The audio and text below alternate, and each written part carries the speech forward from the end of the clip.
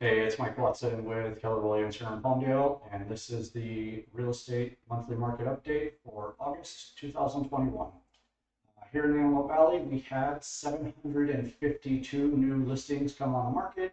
That's just over a 3% increase compared to last month, and a 17% increase over last August in 2020. So that's a pretty substantial gain, 17%. And that was right after the COVID restriction had first lifted last year, and the number of new homes to come on the market was still pretty low. So that's interesting. And that kind of goes into what we'll talk about later with the inventory levels building for our market. We did have almost 600 homes go into escrow this last month, which is up almost 14% versus the prior month and almost 7% versus last year. However, we had way more homes come on the market than we had go into escrow, right? So that's part of our building inventory. The number of homes we had sell in August was 523.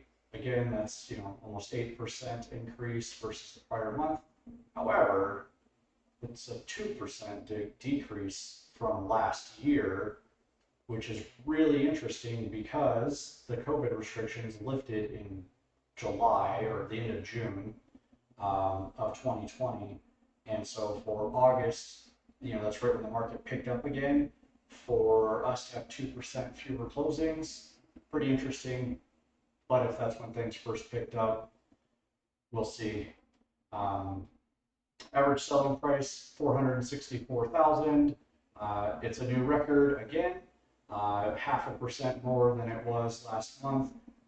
Almost 28% increase versus last year. That is amazing. And for 2020, we had a full 22% increase in the average selling price, and year to date we're at like 24%.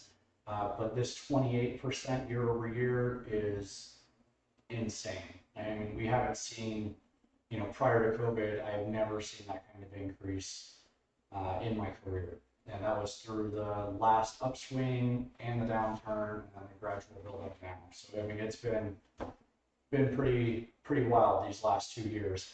What I will say is interesting with this though is that since April of this year, we've hovered right at 460. I mean, we've gone less than 1% variance up and down on average since April.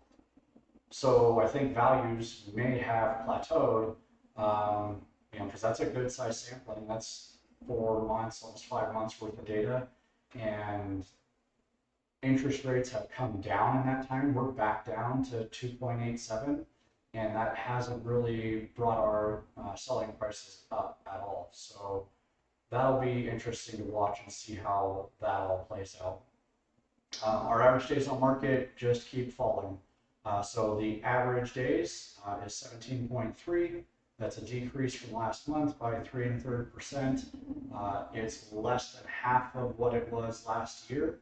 And again, what this number actually measures is the time from when a home comes on the market for sale until it is marked as pending and an offer has been accepted on it. And that 17 days, that's for the entire market. That's all shapes, sizes, price range, condition, everything, right? So that 17.3 sounds high. It's not. Again, it's less than half of what it was last year. So the market is looking good. I mean, we have plenty of homes coming on the market. Interest rates are still low. Homes are still going into escrow, and they're not staying on the market long. The market is doing very well so far. This is the story that I've been watching for weeks and weeks now to see how much of a gain we're having. We're at 1.5 months worth of inventory. A balanced market would be 6 months. Anything less than 6 months is considered a seller's market. Anything more than 6 months is a buyer's market. So 1.5 sounds very low. We spent quite a bit of time under 1 month's worth of inventory. And you can see here, this last month, we had almost a 20% gain on our inventory levels. and we're only up 2% versus last year. So you can see, in 12 months, we're only up 2%, but we had a huge decline, and then we're coming back up. Right now, it's a normal inventory level, or not normal, it's well below normal. It's still very much a seller's market, and with the days on market coming down, that's supply and demand. I'm surprised that the inventory level has gone up while the days on market has come down and the average selling price has come down. But we'll see how that plays out again. Again, it's too small of a data sampling to really know. And I have a few ideas on things that have happened because I've seen parts of the market slow down, but it's too early to really confirm that or not. So anyway, the market's doing very well. Below, you'll see an article that talks about the appraisal gap and what that is and what it means for you as a buyer or a seller, and how that's playing out in our marketplace right now. If you guys have any questions, feel free to get a hold of me, and I will talk to you soon. Have a good day.